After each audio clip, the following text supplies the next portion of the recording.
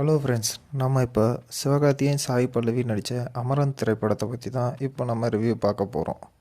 வாங்க பார்க்கலாம். இந்த படத்தை கமல்ஹாசன் தயாரிப்பு நிறுவனமான ராஜ் கமல் ஃபிலிம்ஸ் தயாரிச்சிருக்காங்க. இது பெரியசாமி டைரக்ட் பண்ணியிருக்காரு. இப்போ படத்தை பற்றி பார்க்க போனால், முகுந்தன் மற்றும் இந்து ரெபக்கா வர்கீஸ் அவங்களுடைய வாழ்க்கையை மையமாக வச்சு தான் இந்த படம் எடுத்திருக்காங்க.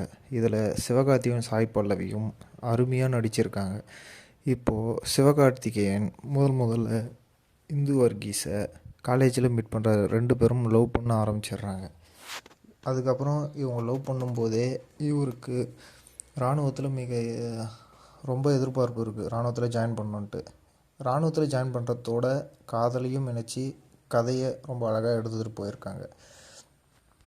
இதில் ஜிவியோட மியூசிக் ரொம்ப அருமையாக இருக்குது. 2 பாட்டில் செம்மையாக ஸ்கோர் பண்ணியிருக்காரு.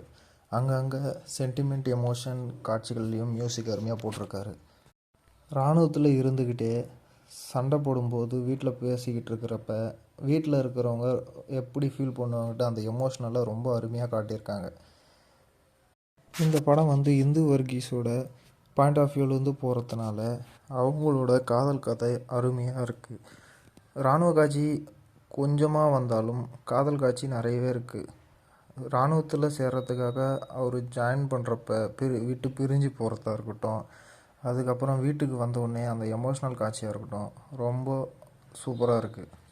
டைரக்டர் பெரியசாமி இந்த திரைக்கதையை ரொம்ப சுவாரஸ்யமாக அமைச்சிருக்காரு. அவர் இதற்கு முன்னாடி ரங்கூன் என்ற திரைப்படத்தை டைரக்ட் பண்ணார். இந்த படம் அவருக்கு 2வது படம். ரொம்ப அருமையாகவே எடுத்திருக்காருங்க. நம்ம அந்த கதை கூட ரொம்ப ஒன்றி போகிற மாதிரி ரொம்ப சுவாரஸ்யமாக இருக்குது.